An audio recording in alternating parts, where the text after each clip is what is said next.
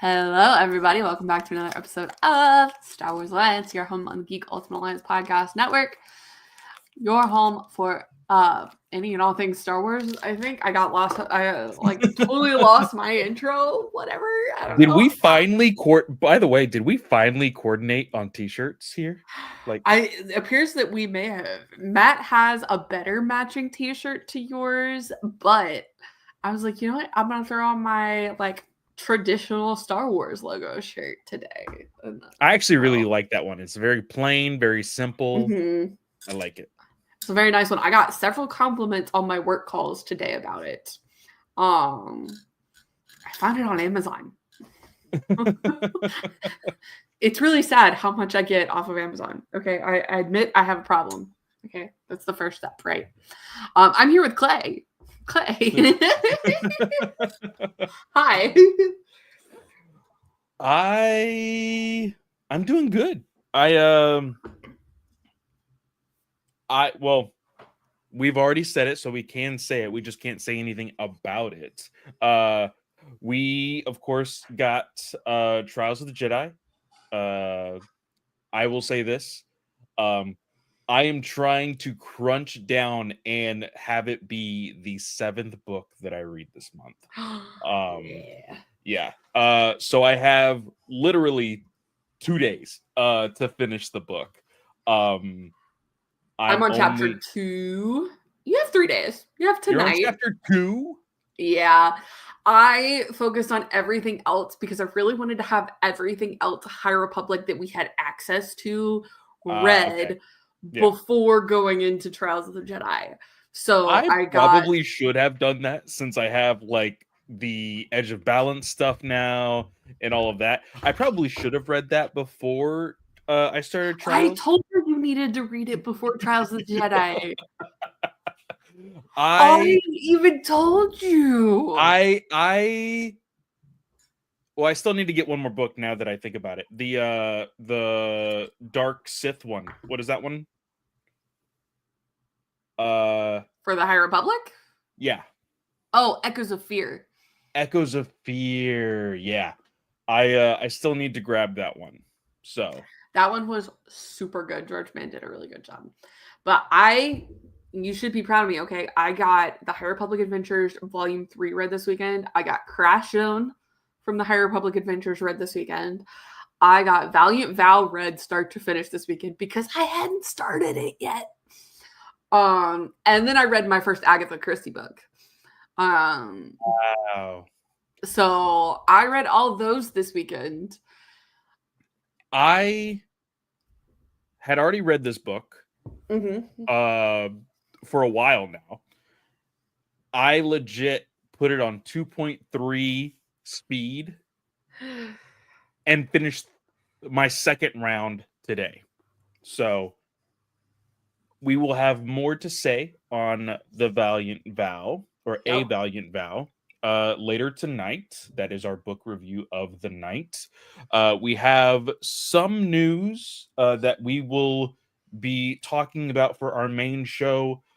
Guys, this news spans from everything that was kind of going on during Andor that we did not cover because, again, we wanted to focus on Andor only because those were some very long episodes. And there might have been one or two things that we felt there's not really anything to talk about here. So we left those out as well. But Katie, where do you want to start? What do you want to talk about? I want to dive into the book news first because this is where we have a lot of our stuff. Actually, I take that back. We're going to get this out of the window first. And I think you may know what I'm talking about. It's the Kathleen Kennedy news. Yep. So we had the interview at Star Wars Celebration where Kennedy said, I'm going to be stepping down to be solely a producer sometime at the end of this year or early next year. And then Jeff Snyder, who I can't stand, by the way, he always manages to like squirk his way back in, but like he gets tossed out and then comes back in. And so he's on his latest round of like upcomings where he has like all these sources and everything. Mm-hmm. But he said, and I can't find when he said this, by the way. But this was like April 25th is when I pulled this news report from. And he said that Kennedy is actually going to be stepping down in August. There is no statement from Lucasfilm that I can find on this. Every news piece I found was just updated with, hey, we were told this is incorrect. We apologize. Here's the original post below for reference. Like, well, and also, like, that's such an odd statement to make. Oh, it's not at the end of the year. It's not the beginning of the year. It's August. Like, why August? Of all, like, it just doesn't make a whole lot of sense. I don't know what would be announced at that time. The only thing that I can think of is the end, like July into August, going into September. We have, of course, Comic-Con, but I don't think like we've already seen announcements that Marvel will be at Comic-Con, DC will be at Comic-Con. You would think that we would hear, oh, Star Wars is going to be at Comic-Con, but again, I don't we feel had like that's Celebration. the type of you had Celebration. I don't feel like that's the type of thing you bring to Comic-Con. Yeah. Like, you bring movie news, you don't bring, oh, our fearless leader is stepping down kind of thing. Like, maybe D23, but I don't think D23 is happening this year. Oh, really? Well, actually, doesn't it happen every other year? So yeah, it happened. So I think it's been alternating with Star Wars Celebration. Okay. So I don't even think, because that would typically be August, September timeframe. Mm-hmm. So I don't know. This is why, just guys, when you're looking at scoops, you take everything with a grain of salt. Yep. And that's like why. Yep. We live by it over here. If it's not on StarWars.com, don't believe it. Yep. Until they say it's true, kind of thing. If you want to headcanon it, fine, whatever. But like for stuff like this, don't believe it. Okay, so to the book news. And so this is actually, Tom from Random House World posted this. And obviously this isn't really like Star Wars news. This is just like publishing news. But I still thought it was cool because Star Wars books, a lot of people put a lot into them. And there's a huge team behind each Star Wars book. And so Random House Worlds is now listing the actual book team on the copyright page. And this list includes every editor, production manager, and then the proofreaders as well. And so I think this is a really cool tidbit. There's a lot of people that work behind books, as I just said. And editors are like silent heroes. And to me, they deserve the credit. Also, I want to give a shout out to the sound editing team for, I believe it started with a Valiant Vow. It now at the end of the books, they say, hey, you can't use this for AI use. I had not heard that on any of the audiobooks that I had listened to via Audible. I purchased my audiobook of Valiant Vow on Libro.fm, and on that version, it said at the very end, when it talked about all the credits and everything, copyright, all that, it also said, hey, you cannot use this for AI training and all that. So I thought that was really, really cool. Yeah, that's really cool. I know a lot of people are starting to do that. I don't actually see that in the book, but it does have your standard, like, you can't reproduce this material in any way, shape, or form. So, yeah. I do really like that a lot of that, because, like, Meta has come out and been like, oh, if artists don't give us permission, then AI is going to die. Good. Good. Yeah, Um, 100%. point blank. End of discussion. So the next bit of news, guys, is from Goldsboro. And if you collect Goldsboro editions, this one is super pretty. It is the Trials of the Jedi, Goldsboro exclusive edition. And this, like, the painted edges flow right in line with this sunset or sunrise. I think it's supposed to be a sunrise, actually. It is super pretty. And then if you're on YouTube, I am sharing it on the screen, but then here's like the hardback, like without the dust jacket look. So it's got the High Republic symbol, it's got some nice framing on the outside, and then you've got a better look at kind of how the painted edges are going to look. Do you know what I saw on TikTok today, Katie? And I immediately thought of you and myself. Yeah. And for anybody who does also not like their dust jackets on their books, I saw somebody do a 3D printing of a dust jacket holder. Ooh. So they can still display the dust jacket like on a shelf, but still have the book on their bookshelf. I like that. I have been debating like getting somebody gave me this idea a while ago, but it was like you get like Mod Podge and you like cut out the big parts of the cover and then you can like Mod Podge them to like an acrylic piece and then you can make like wall art out of it. Yeah. So I have a bunch of like covers that I really enjoy sitting in a box waiting for me to stop crocheting one day and do that instead. I don't know if it's ever gonna happen, but yeah. But I really like the edges on this. I love the yellow and the purple. I still don't know if I'm going to be getting this one in particular. I want to. I do.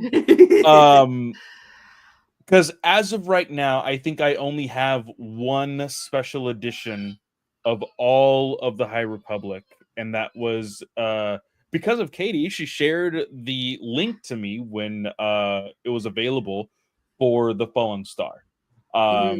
So I have that one, but I haven't gotten any more out of the entire run of the High Republic.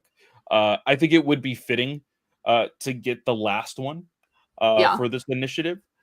So I'm just going to keep it in my back pocket and just kind of just probably wait until the last minute to either get it or decide not to.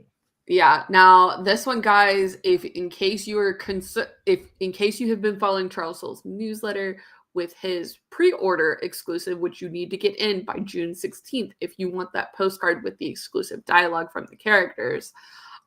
It has to be a US edition of the book. I don't know if he's including like ebooks or audiobooks, but this book being a UK edition does not count for that pre-order. So just be aware, because basically Soule's looking to get bestseller for New York Times, and that's only with US. So that's what it is, guys. I don't blame him at all whatsoever for it. Like I want it, obviously. My book is pre-ordered. I have the pre-order initiative like in and stuff. So yeah, guys, just make your choices with all the information. I don't know where that was going. Sorry. My brain is a little frazzled, guys. I do apologize. Okay, guys. So the next bit is actually the official Star Wars Master of Evil plot description has been released. And this thing is hefty. I did put it in here, but Clay, are we reading this, or did you read it at least so we could talk about it? Yeah, I read this a while ago, actually. When it came out, when it first came out. How do you feel about it? I am definitely intrigued. I feel like this hints potentially where it is in Charles Soule's comic, which we are planning on talking about before this book comes out, guys, and kind of doing a big review on that so everybody Yeah. can like kind of have the big context and whatnot. But I'm very intrigued. And I think I'm curious to see if we make it like any insight from like Shadow of Sith, like if there's going to be any Easter eggs, like kind of tying the two together. I can very much see a connection between the two. Like already, I can kind of see where they could, put little crumbs in there. Yeah. For those of us who have read Shadows of the Sith, I could easily see them doing that for sure. And I do think I have fallen in love a little bit more with the concept of this guy. Because initially I wasn't in love with this because it's like we have plenty of Darth Vader things. Mm-hmm. But the whole goal with Revenge of the Sith was he joined the dark side to try and defeat death. Yep. And we've never really gotten that from Vader where he figures out, hey, this isn't all it's cracked up to be or whatever may come of this book. So slowly but surely fallen a little bit more in love with it. I think it'll be very interesting because, of course, like, we know at the end of Return of the Jedi, he dies, he becomes one of the Force, and then, of course, he becomes a Force ghost, which, again, very, very debatable in the eyes of somebody like Travis Snell. We've had these debates on, like, is it really something that you have to train for to become a Force ghost and all of these other things? And technically, by what has been set down in canon, yes. So maybe but this could hold the answer to why he's a Force ghost. Yeah, exactly. If this shaman talked about in the description is like, hey, this is what you need to do to just defeat death. And he has to come to reckoning with that over 20 years of like, oh, what does this mean? kind of thing. Yeah. Yeah, I can see that. And I think that's going to be very, very fun. Mm-hmm. Because for one, I think that there will be a line that oh shoot, who's writing this? Christopher. Yes, Adam Christopher. I think that Adam Christopher will have to draw a line because from everything that we have seen literally in Clone Wars with Yoda and everything else, I feel like being one with the Force to become a Force ghost, you have to be peace of mind. You have to, like, it feels more like a light side of the Force type of ordeal rather than a dark side of the Force ordeal. So, like, I'm going to be very interested to see if Adam Christopher draws that line for Darth Vader and he, like, totes it, like, oh, if I really want to survive and I want to stay alive, I have to do this. Like, well, and especially with how much Christopher has pulled from the Revenge of the Sith novelization, I really do think he studied that material well to really get that point across where it's like, hey, you can do this, but you have to have peace. Yeah. And I mean, we know Anakin is at peace at the end of Return of the Jedi. So yeah, I can't wait. It's going to be fun. I'm excited. This one is out the day after my birthday, I think, October 14th. So, very excited. So the next one completely shocked us. I think, or at least it shocks me because you and I haven't really talked about this one at all. No, we haven't. I think we were waiting for an episode like this that we could just kind of sit down and talk about it.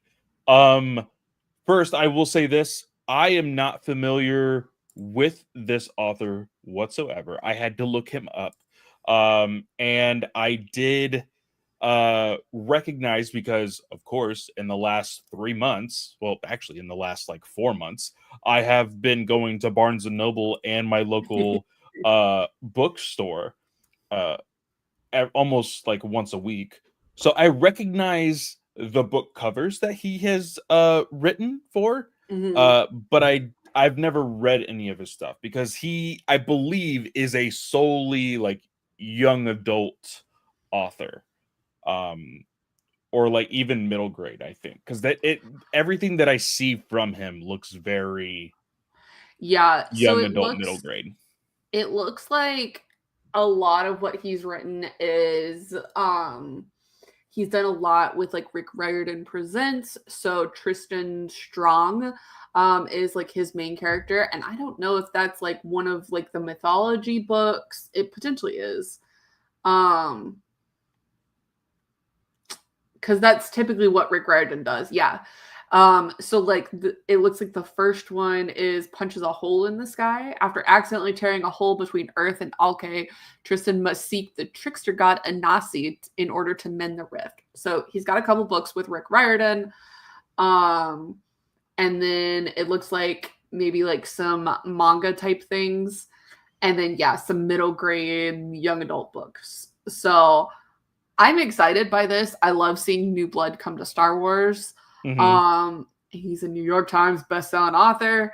Like, But I super even think excited by this. the subject matter is a little bit interesting as Yep. well, because that's one thing that we haven't really talked about. It is called The Last Order, Have we said and the author's name? no, it's Quam or Kwame. How would you pronounce that? I was actually going to go Kwame, but that's maybe my Spanish lessons coming in strong. It could definitely be Kwam. Mimbalia is how I pronounce the last name. We're going to have to look that up for the review. Yeah, Um, I think it's Kwame Mbalia. Um, and it is a uh oh, here's a thin. pronunciation guide on his website. Oh, okay, cool. Um,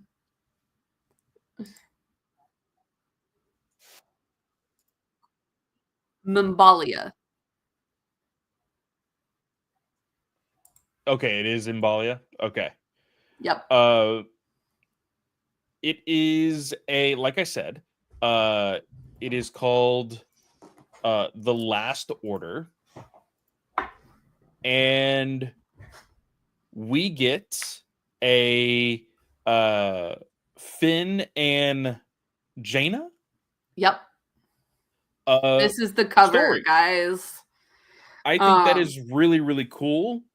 Um, Now, of course, a lot of people are going to probably talk about the fact that, like, oh, like, we would much rather see like a Finn Jedi story and Force story, blah blah blah. I really like this because the concept of this is that Finn and Jaina are, I, is it like so they so guys, this book is about Finn and Jaina after the Resistance rescues a ship full of young passengers who have been kidnapped yeah, by the First Order. yeah. I realized I didn't put the description on here. Sorry, Clay. I screwed you Yeah, a I little was like, no, bit. I was like trying to get to the description, and literally right when you started talking, I got to it. But keep going.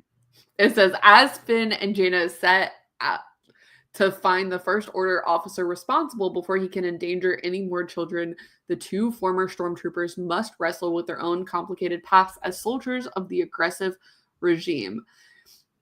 And Mbalia said about the book, he said, being able to work with Finn, who I think if I had to write a character, Finn is the type of character that I like to write. Someone who can be silly and irreverent at times, and also serious and loyal, and dedicated to his friends, allies, and family. And just being able to work with Jana is amazing. It's a dream. So I'm super excited for this. Like, I love the cover. Just bringing that back up because I had taken it down, guys. But this, it it it it feels really awesome, and definitely I feel like kind of has some cultural references with like the artwork and everything. The artwork is by Kim Thompson and Jason Woj. Oh my gosh. How would you pronounce his last name, Clay? Jason Watowicz. Watowzik? Watowicz. It's Ticz. Yeah, that's that. I don't know how to pronounce that one. Sorry. I don't know. We're sorry, Jason. We apologize.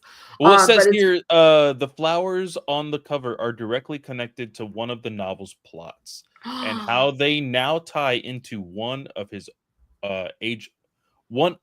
age-old traditions for Imbalia. Oh, so I'm super excited about this. This is being published in connection with The Force Awakens 10th anniversary. So I'm super pumped. This is going to be our first like big piece post The Rise of Skywalker. So I'm excited. I'm very excited. I will say this. There was a question of, will we see other sequel trilogy characters in The Last Order? He said, something about me is I like a cast. I love a good cast of characters because it allows writers and authors to play off of tension, conflict, and differences. Everyone has different opinions, and it's a way to bring up subtle obstacles beyond the main plot points that the characters are progressing through. I love a good cast. In this book, without giving any spoilers, it's a great way to just show how even amongst troopers who are trained the same way, who eat the same way, and who are instructed to act and perform the same way, there are all these differences subtly, drastically, and they come into play. You really lean into them and play off of them. So it's great to just be able to have a big group of characters and explore a little bit more into their daily lives and the arguments they would get into. The fun things they would talk about, the after mission debriefs that they would absolutely complain about. It's just fun to get into that. I like how he answered the question without answering the question. Yeah. Like, I would imagine there's going to be like a little bit of Poe, especially in the beginning when the Resistance takes down that ship. I can't imagine you take out the general of the Resistance at this point, because we don't know how the government is going to kind of like play out after this. And this is said to take place literally days after the Rise of Skywalker. So really, there's no putting together a government like that quickly unless you had it already in the works, which, especially with The Force Awakens, we know Hosnian Prime, the New Republic government, was fully taken out at that point. So this is literally rebuilding from scratch. Yeah. I like this concept. I like the idea. I am going to be very interested in the conversations that Jaina and Finn have. To know that they are literally the same side of the same coin, just in different places in the galaxy, I think is very fun. And you know what this really means for other troopers that defect, immediately after the events of episode 9, right? Yep. So I think that's going to be fun. But yeah, really excited. 100%. This book, guys, will be out October 21st. So shortly after Master of Evil. Wait, does Master... I thought... maybe Master of Evil comes out in November. Sorry. I think you're right. Let me double check that. Yeah, Master of Evil is November 11th. I'm Yeah. so sorry, guys. I don't know why I said it came out the day after my birthday. Brain fuzz, you know. Oh, you know what I was thinking about was the Rise of Skywalker. The Rise of Skywalker. Revenge of the Sith Yeah. novelization fancy edition. Guys, we have a lot of reading in the fall. It's going to be insane. Yeah, we have a nice little break, and then October hits, and it's like bam, bam, bam, bam, bam. Yeah, so it's gonna be insane. We appreciate Random House Worlds and sometimes Disney for sending us advanced readers copies. It makes our life a lot easier. Yes, it does. Okay, so for the next bit of news, which isn't like incredible news, but we did get the finalized cover for the Acolyte, the Crystal Crown. I'm gonna be honest, I kind of liked the temporary cover that we got. I was gonna ask you, how do you feel about the kind of pastel paint that we get compared to Wayseeker, which was more of an actual like Photoshop type of cover? How do you feel about that? Okay, so you're not really talking about the colors. You're just talking about like the paint, like the painting look versus the more Photoshop realistic look. Yeah. I wouldn't necessarily mind the paint job, because like we see in the Last Order book cover, for instance, that can look really good in some cases. This looks garbage. I don't know why they chose when oh my gosh, and I can't even remember the characters' names. Yord and Jackie. Yeah. Yord and Jackie are two opposite ends of the spectrum in skin color. Like this like half shadow look on Yord looks awful, and Jackie's doesn't look like she has the same effect on her face. So I don't know why they chose to do this.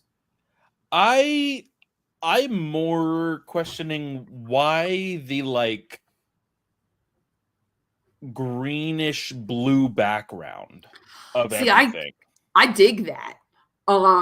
It's like the paint job on the characters that really bugs me in this. I could see that. Yeah, well, for one, I will say this. You look at the lightsabers. Jackie does not have the same effect because the lightsaber's so close to her face. So you see a little bit of shadow, but not as heavy as a shadow. But yeah, I think that if you wanted to go this route, I think the background needed to be darker. Instead of like a green, you probably should have gone like full black and gray. To really have them kind of stand out. Yeah.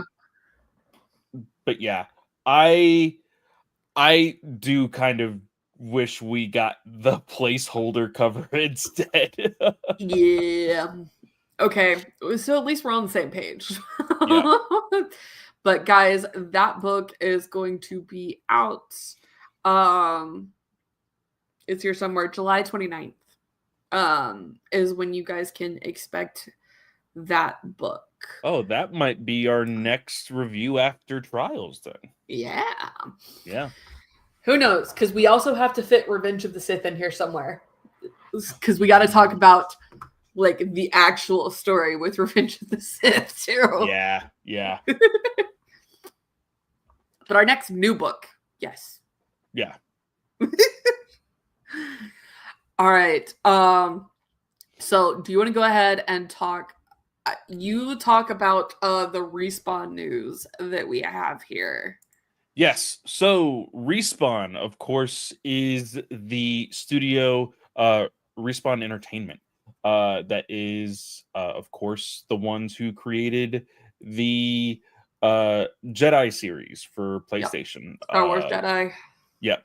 Fallen Order, Jedi Survivor. Um, they have announced that they are taking a more deeper direction towards uh, building new stories and like all of this other stuff. They're redirecting a lot of their current work, but they did say we are still working on the third story for the Jedi series. In their actual press release, it says at Respawn, bold ideas, creative risk, and passionate storytelling have always defined who we are. The spirit has carried us through incredible highs and sometimes through difficult changes too. As we sharpen our focus to the future, we've made the decision to step away from two early stage incubation projects and make some targeted team adjustments across Apex Legends, which is their very big, very popular first person shooter game, and Star Wars Jedi. These decisions aren't easy, and we are deeply grateful to every teammate affected. Their creativity and contributions have helped rebuild Respawn into what it is today. We're offering meaningful support to those impacted, including exploring new opportunities within EA. There's a lot of things happening at EA. This was actually announced almost a month ago, and even today, another EA game was canceled. That being Mm-hmm. Black Panther, with another studio actually shutting down. Um, so I I know that this trilogy of games, because they did say it was going to be a trilogy, is popular. It has a fan base. Uh, it brought Star Wars back to like the main console. Um, I have hope that this will not just die off. Um, of course, there's so many people that are like, oh, but KOTOR is still hanging on by a thread. We're still gonna see the remake. We're still gonna see it. I have lost all hope into that. I know for a fact in my heart that this Jedi trilogy will be completed. So I'm looking forward to it. Yeah. I hate it for video game developers. Like it's always tough as a video game developer, and it's why I didn't go into that career path is because the career field is just so chaotic. Yeah. Um it really is, and it really sucks for those developers. This is the I don't know if you can call it the nicest like layoff announcement where they've said like, "Oh yeah, we're going to make sure they get some support." Like I Like feel like that's the I bare minimum do. you can do.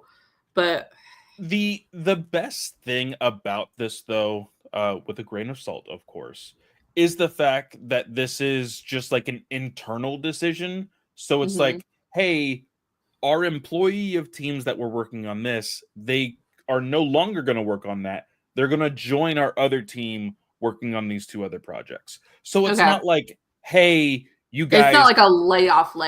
exactly. Okay. Um, there will probably be some which we have not even really seen, because even somebody here on the post says translation, we're firing a bunch of developers to meet quarterly projections for our shareholders. um they were smart enough to not say anything about actual layoffs.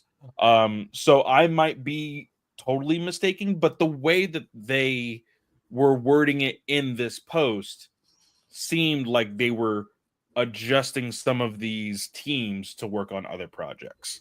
Yeah. Um, so we'll see. It has been a month since that decision was made or since that post was made.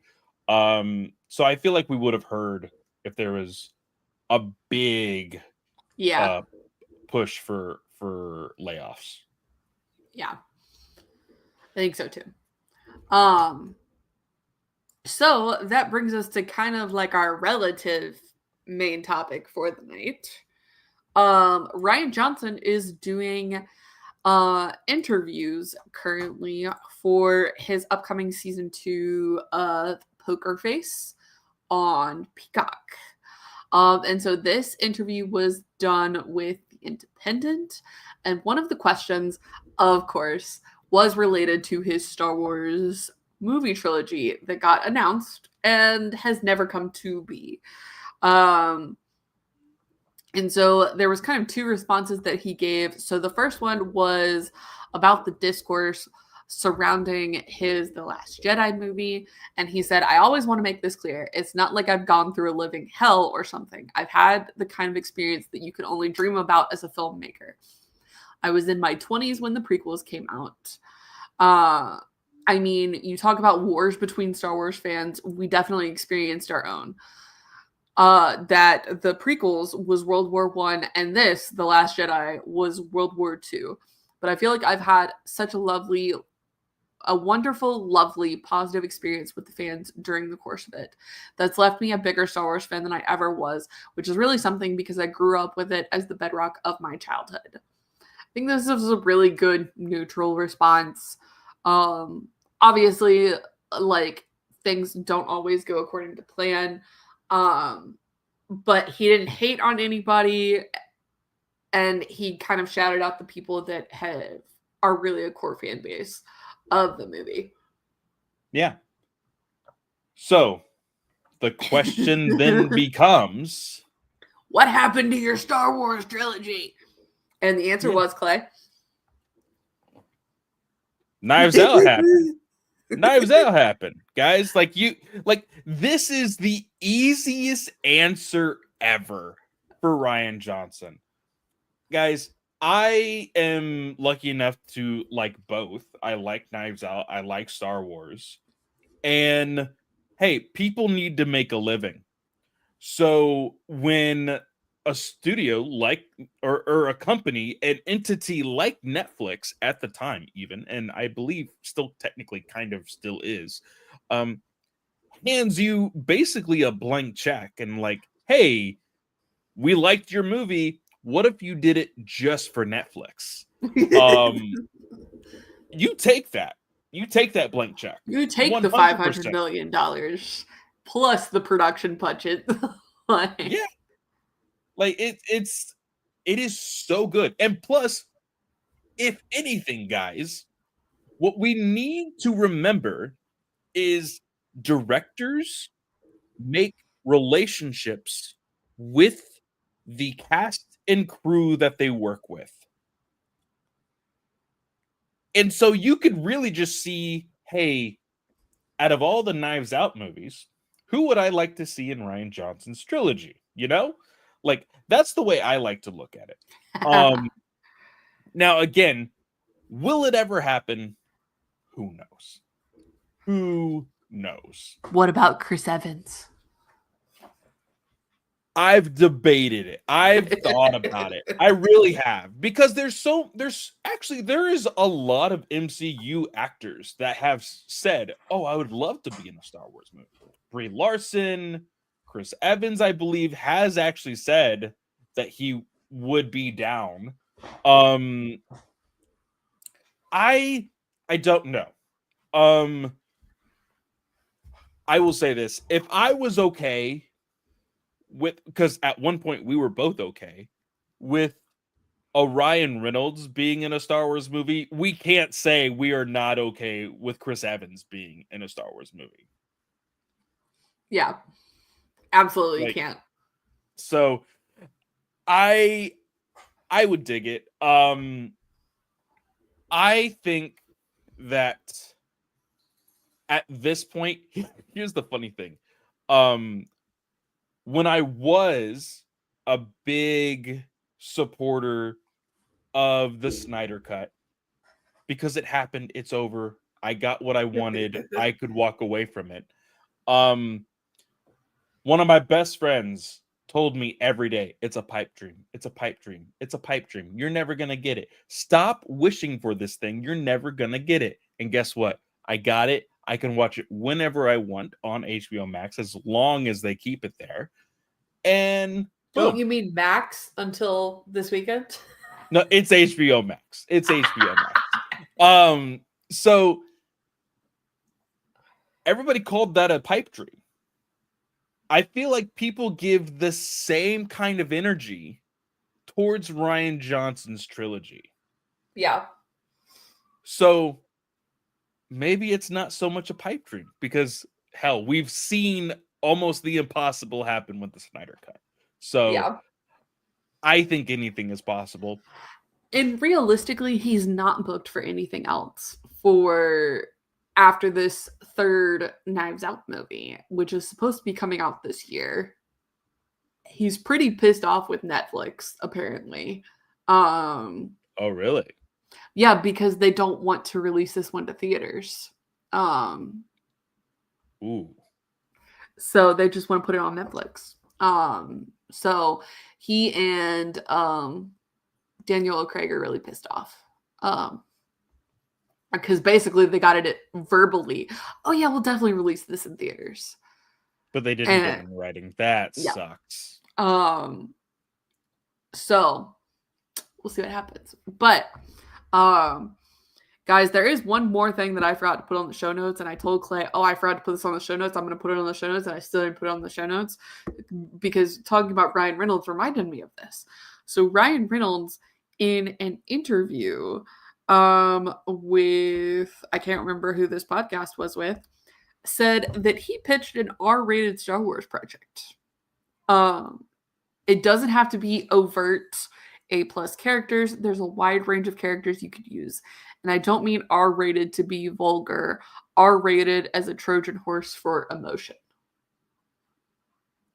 Yeah, and when Katie sent this to me, because I got this when Twitter was basically broken. A lot of us were sharing things via text and whatnot. I simply said, I don't know how I feel about it, but I don't hate it. Because there can be a rated R movie, because like you look at all rated R movies, there is a vast difference between all of them. You can very much group them together, and group some of them in different categories of rated R.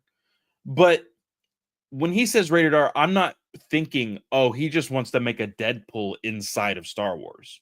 No, that's not what I'm thinking. What I'm thinking more of is of course, darker story. Probably more violence, to be fair. So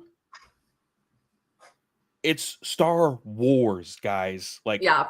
I've seen plenty of World War II movies that are rated R. Like, yeah, it's completely plausible for there to be an R-rated Star Wars movie. Like, yes, Star Wars is for kids, but like that was always the intent, right? Is that Star Wars is for kids. But kids grow up and you want to make sure that you hold on to an audience and you're not just sticking with one audience or another. So you don't want to just make things for the 40 to 60-year-old category. You want to make things for the 20 to 40-year-olds, the 40 to 60-year-olds, like etc. I would even argue, Katie, that Andor should have been R-rated. Should have been R-rated, and it was made for the kids that grew up with the prequels trilogy. Yeah, 100%. Like, you tortured people, you insinuated like sexual assault, like, or you didn't insinuate, you did start a sexual assault. Like, this is 100% R-rated. Like, a lot of people are like, wow, I can't believe they put that on Disney Plus.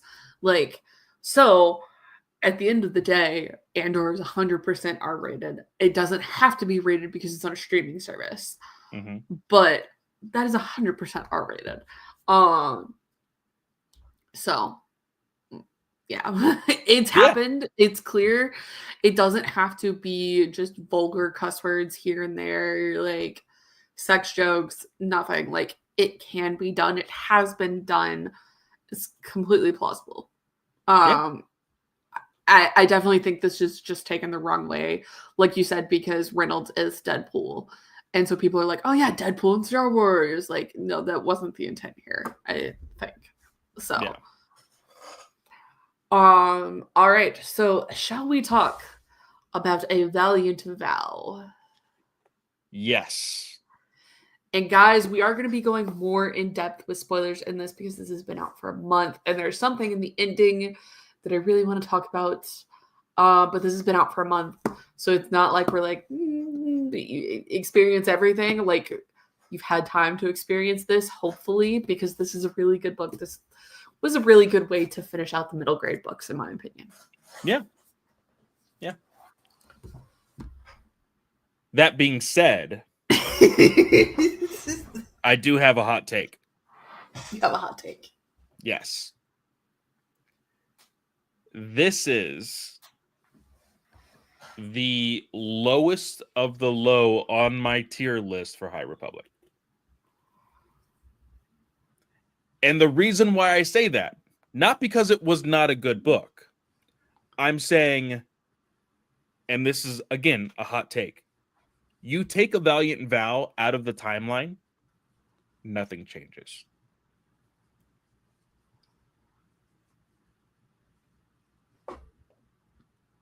Yeah.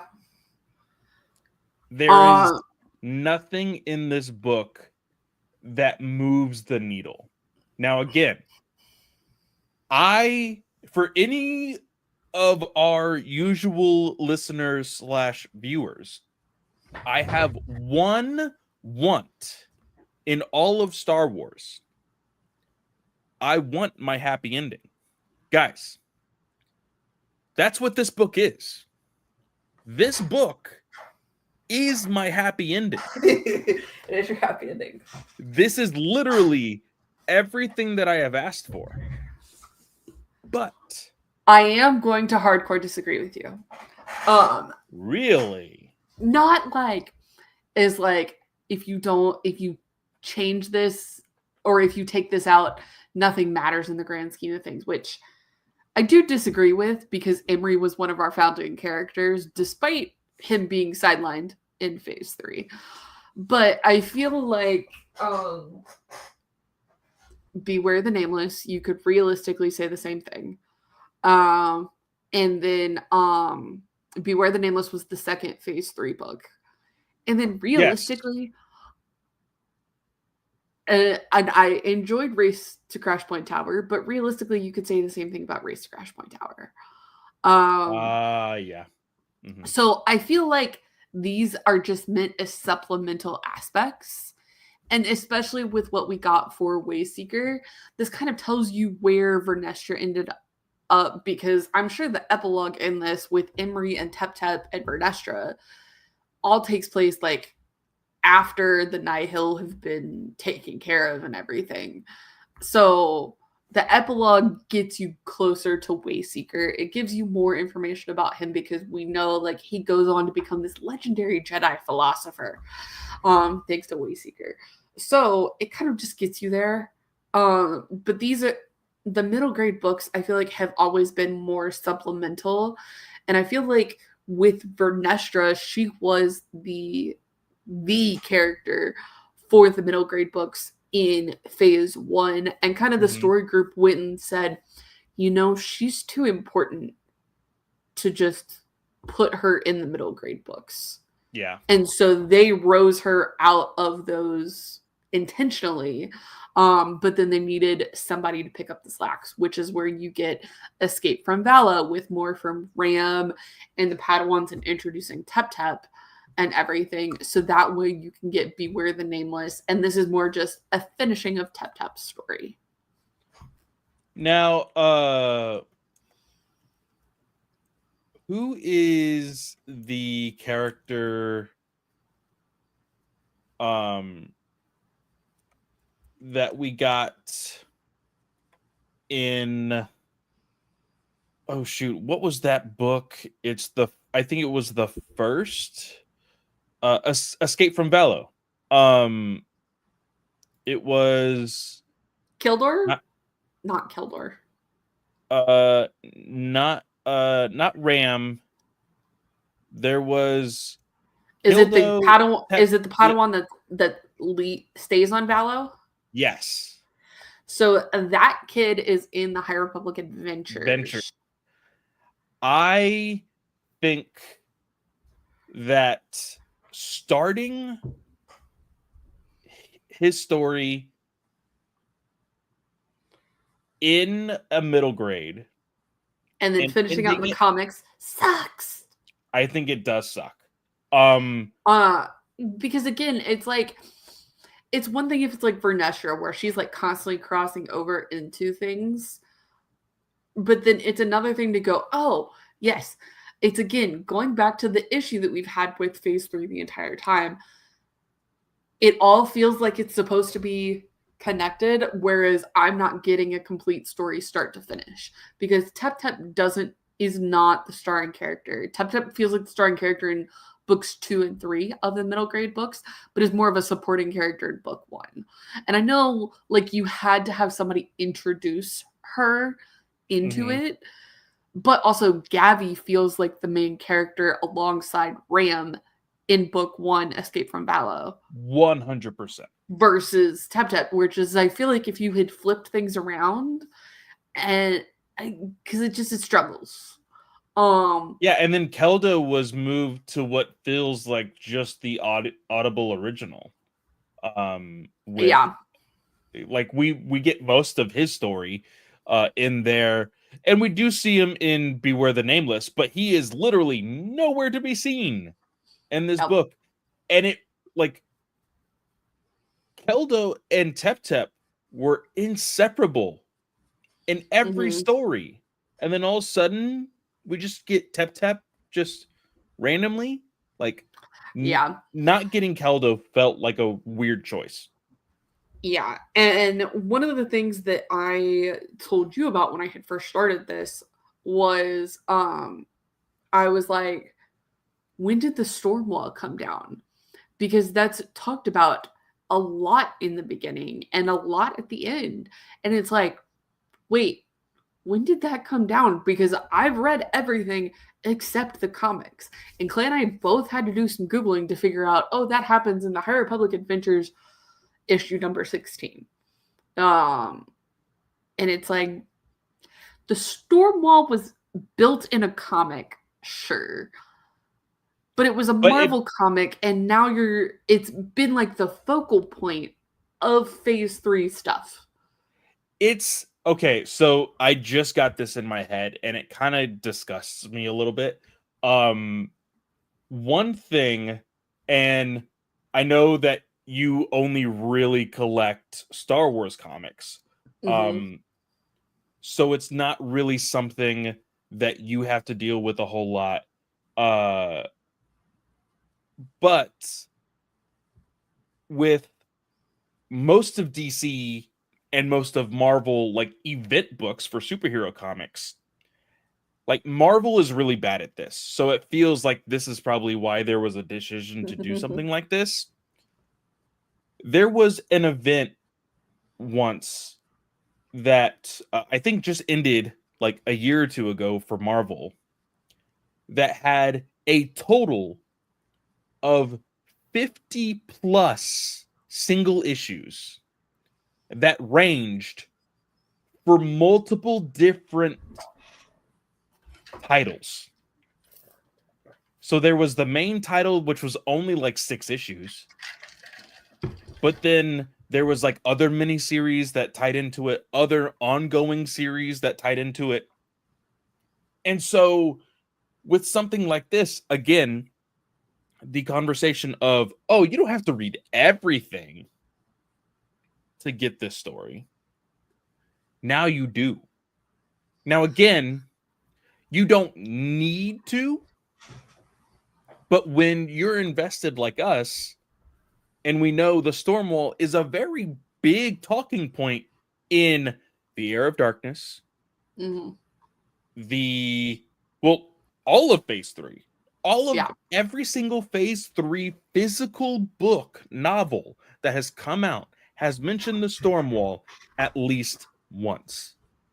Oh. And for you to just randomly come in and be like, hey, the storm wall's down. Yeah, Since especially like, and I don't know when volume 16 or issue 16 came out for the High Republic Adventures. It's just, it feels cheating because like I've read up to, I think it's issue 12 or no, issue 11 with the High Republic Adventures volume 3. And like the storm wall is mentioned just in the fact that Iriadu gets moved behind the storm wall, basically. Like that's it. It's not like a great point of factor or anything.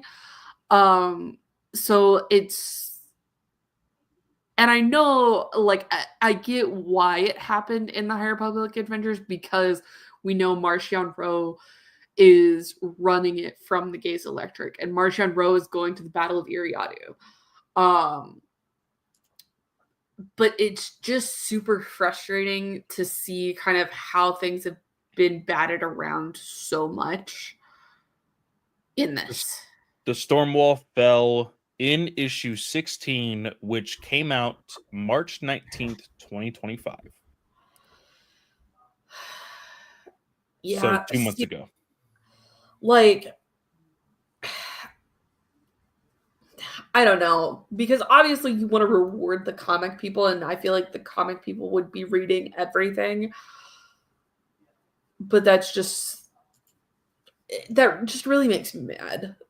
Because, and I don't want to like dredge so much on it because realistically, this has just been an overarching decision that the story group has made for phase 3 is just like, oh yeah, everything's necessary. And so as a person who's collecting everything but waiting until trades come out for the comics because that's just easier for me, it's just kind of frustrating, especially when Dark Horse doesn't have like a comic subscription like Marvel does. Like at least Marvel, I can go, okay, I'm reading these 2 months after they come out or whatever it is. But like Dark Horse, I really and truly do have to wait until a trade comes out. So it's first world problems. It's 100% first world problems. It's just frustrating. It really is. But this story takes place literally on just one planet. Mostly because you have to get everybody to that planet. Yes, but mostly it does take place on the planet of Arico.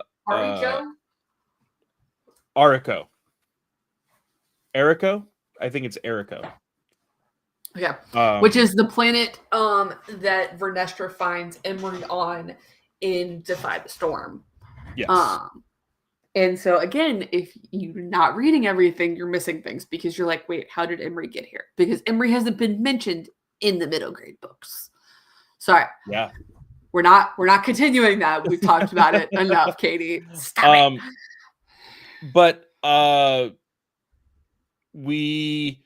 this book is mostly in the perspectives of Emery, of Zelly?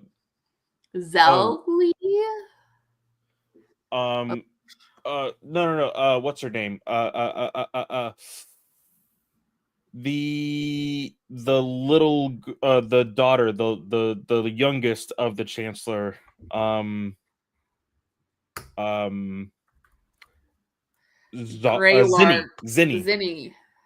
Greylark. So it's Zinni, Churro, and Emery. Those are our 3 perspectives, basically. Emery is really struggling through this book with the fact that the storm wall is down. He has to go back to Coruscant because he doesn't want to. he has felt comfortable here on Erico, and he's like, hey, why don't we just, set up a Jedi temple here? Like, we can run the temple and, we can be Mhm. all good and everything else. And the other Jedi that's with him is like, hey, dude, like, that's a good idea. Like, you got a good point, because like the oh shoot, what kind of route is it? It's the It's one of the Graka. hyperspace routes. No. The actual like root, like the plant. Oh, the That Glocka. Yeah, the Glocka root is something that the Huts farm. Yep. And so Emery's like, hey, people don't like Huts. Huts are dangerous. We could be here as like the line of defense. That's like the biggest plot point in this, other than the blight Mhm. coming for Ariko. And that's how Churro kind of gets involved. Is the Glocka root is basically kind of like a potato plant, um, but it is a delicacy for the Huts. And basically, how you propose marriage to other Huts is you present them with like bukus and bukus of Glocka root. And that's how they know if you're worthy, because Glocka root is very expensive because it's a finicky plant. Mhm. So Churro is studying with one of the professors from Port Haley, I believe, Yes. um, in plant biology and stuff. And so they come in to get Glocka root. Emery and I think his name is Yarick, the other Jedi. Um, they are like figuring out why ships keep crashing and why the satellite's not fixed, because they can't communicate with anybody. And basically, they figure out that the president of the planet has been hiding the fact that the blight has been taking over the planet for months at this point. And so now they only have like 2 weeks to get everybody off world. And Yasik so is the Yasik. name. Yeah. Yes. So Yasik gets roped in. Tep Tep and Zinni come to rescue Churro because they figure out Churro is on Ariko. And so basically they all have to gather together to save the planet, save the universe, rescue Churro. Churro does get to run into his sister again, and so he kind of has like an ish family reunion where he gets put to Mhm. work for the Huds. Um, Realistically, again, like we always say with these middle grade books, very simple story, but really heartfelt. I do love Tep Tep. Tep Tep is super adorable. She is our trans representation here, of course. But she's super adorable. She does a lot of good work in this. She really feels like she's coming into her own. And it Yes. shows because in the end, Emery's like, dude, how are you going to be a Padawan if you don't learn how to work with things? Like, Well, and like that was the thing. So like uh she made some decisions on her own, uh-huh. and like there's one moment where Emery and her are on some sort of speeder, and like Emery runs into them, but then Tep Tep like eases their like fall, and she's like, Yeah, I the didn't want them. soldiers. Yeah, and she's like, I didn't want them to fall and get hurt. And he's like, good point. Like, it's not their fault that they were in the way, blah blah. And then like when they're doing their little like space adventure, she's like, let me help you. Like, I'm here. I can be of use. Like, use me. And he's like, oh, that's true. Like, I have to trust you with this. And so he tells her Mm. what to do, and she does her own little thing there. So we get these moments, like Katie said, that she is really stepping into her own. And then at the very end, when he's like, hey, so I'm gonna go do this, so come with me. And she's like, I have sure. to go He's like, back to Coruscant. yeah, and he's Like, like, "Well, if you're gonna be my Padawan, you have to come with me." And she like just flips out. She's like, "Oh, yes, yes, I'm gonna be your Padawan!" Blah, blah. And she's like freaking out, and she's like, "And I promise not to be so weird." And she's like, and this is when Emery's like, "Hey, if I've learned anything in my travels over the last few years, it's that the Jedi could use all sorts of people. Um, Mhm. so I really like that ending for Tep Tep. I was so happy. Uh, we have seen Tep Tep and Kildo together, like I said, throughout all of phase 3. And we've always seen a very confident Kildo. Mhm.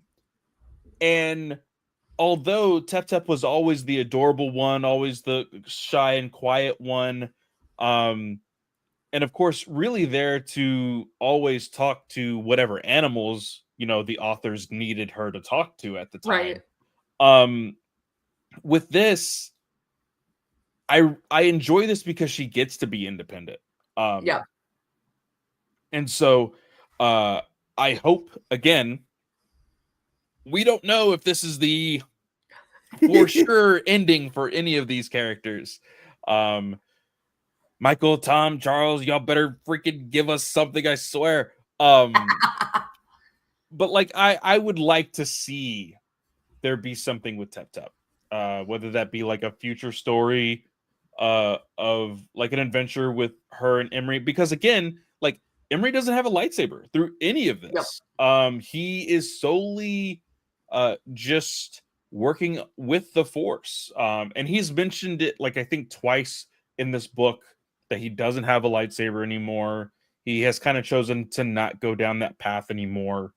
Um, so to have that relationship with Tep Tep in the future, and we know that he kind of becomes this uh philosopher, right? Philosopher. Yeah, so like I would like to see how that really turns Tep Tep and on her path. So I think that's really interesting. Yeah. And overall, just a lot of really heartfelt moments. There's really good action in this too. The space suit battle is really well written. Like Justina killed it with that scene. I love J6. Of J6 is course, always great. always good. Um, and so you have the spacesuit battle, and then you have like the final battle between like the scav droids. And there's one other thing. Oh, I think it's just the scav droids because we figure out that the Greylark father is the one on the Nihil ship.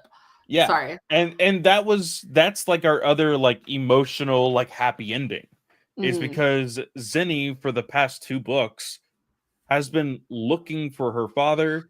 And in the middle of this book, she learns from somebody who they call uncle. Um they they learn, oh, he's dead. Yeah. And so there's like this heavy thing that Zinni is really holding on to, and they're like, "Oh, we have to go home, and we're gonna have to tell mom, and this sucks. I hate this." Like, and Zinni is holding on to this and holding on and holding on and holding on. Uh, but then there's just like this beautiful moment where she sees her father for the first time, and like the way that Justina describes it is like she ran faster than she's ever ran before, running into his arms and just like bawling her eyes out and all of this other stuff. And it's just so sweet, so nice. Again, I got my happy ending book. I did. And I'm very grateful for it. Like, you guys need to remember Justina got started in, well, not didn't get started, but like one of the things that I remember most from Justina is uh the Path of Deceit. Mhm. Is I started reading it the day Amberlyn was born. Yep. And then having a father-daughter reunion as her last imprint on the High Republic for this initiative, like, is very heartwarming. It's very special to my heart. Got me a little choked up. I loved it. It was really the best, and it's really I'm picturing this as like her last book for Star Wars right now because obviously like you can always come back, but she has said she's like done with Star Wars for the moment. Yeah. She still has a Mace Windu um trade I guess, the Mhm. hyperspace stories one to go, but I loved this book. I really thought it was great. The only critiques I really have with it are just overarching critiques from phase 3. It's really sad to have to continue to talk about it, but they are a part of each book. But I also don't consider them to be a fault of the book. It's just a fault of planning. Yeah. So, yeah. Yeah. And then Churro story. We talked a little bit briefly about it. Yes. Um he uh is trying to stay away from the stereotypes around huts, and he can't really stay away from it. Because again, like you had said, he runs into his sister again. He very smartly is able to kind of trick her into helping everybody on Erica, and still give her what she wants. Yep. Um, hopefully, because again, we don't really know what the outcome is, but there was Yeah, a lot that's of true. demands and like, hey, if we do this, you guys can do this, and all of this other stuff. But like, I liked how Churro's story has kind of ended with this story as well. He seems like in a very good place, because even his sister is like, hey, this is what I meant when I said stay away, and I want to protect you still. So you're gonna stay behind. Go back. Yeah. Because of course his sister thought that they were about to fight like a whole wave of Nihil. So she's like, hey, don't get your hands dirty with this stuff. This isn't who you are. Stay back. This is my job now. So I Yep. really like that. But yeah, overall, I think this is a good book, even though I had my hot take in the very beginning of this. Uh, I still think that this is a great way to end the middle grade stories. Uh, the only thing I will say is, and again, it doesn't have to because it's strictly a middle grade book. This again doesn't set you up for anything, which I think Mhm. is a good and a Well, with it also thing. being the end, like it's tough, right? Because Into the Light does kind of set you up for Trials of the Jedi. So at the Hmm. same time, but it also feels like a Valiant Vow is kind of taking place potentially at the same time as Trial of the Jedi. So I'm interested to get into Trial of the Jedi because that's what I was also waiting to read Trial of the Jedi for, so we could talk about this one and Hmm. it be clean and not have anything else in my brain Yeah. when I'm reading Trials of the Jedi. So I'm interested to see how the timeline compares because we know like Into the Light is definitely before this. So Yeah. Yep. But yeah, guys, with that, that is our review. Thank you guys so much for being here. Um, of course, you can always find me at Fanboy Clay on Blue Sky, Instagram, Threads, and TikTok. Um, For more of the comic book stuff that I do for work, you can follow me on Blue Sky. If you would like to see me talk a whole lot about books that I am reading every single month, you can follow me on Instagram and Threads. Just finished Leviathan Wakes, which is the book one of The Expanse. Um, that was a trippy book.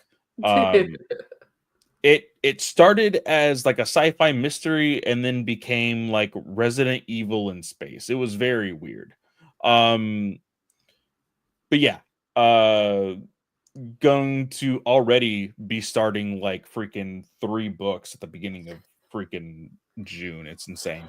Um but right now my main focus is to finish trials before the end of May, so that way I can have 7 books under my belt in 1 month.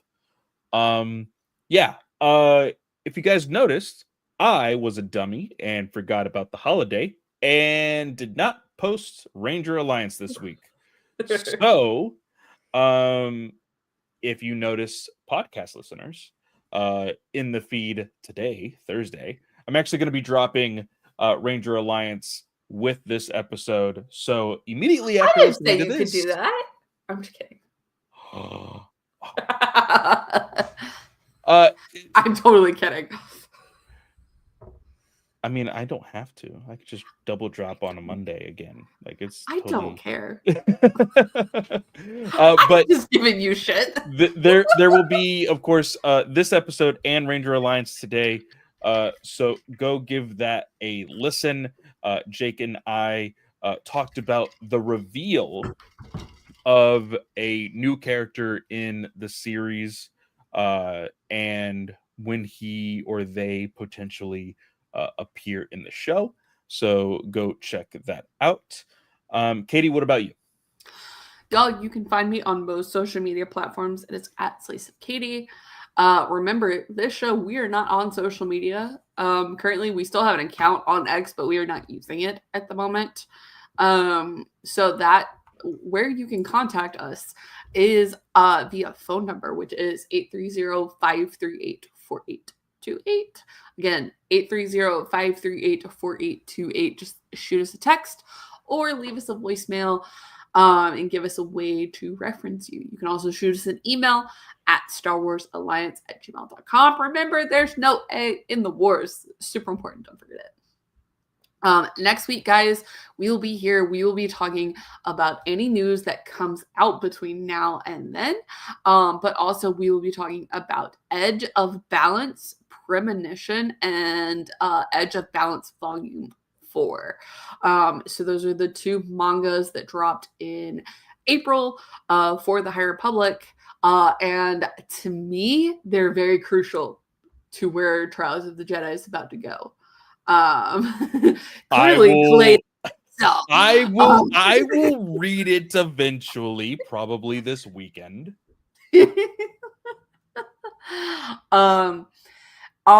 We talked about this last week, guys, and said we were going to talk about it today, but we kind of realized with the amount of news that we kind of needed to push this. So Andor season 2 interviews and theories on cuts will be dropping. That will be our June 19th episode.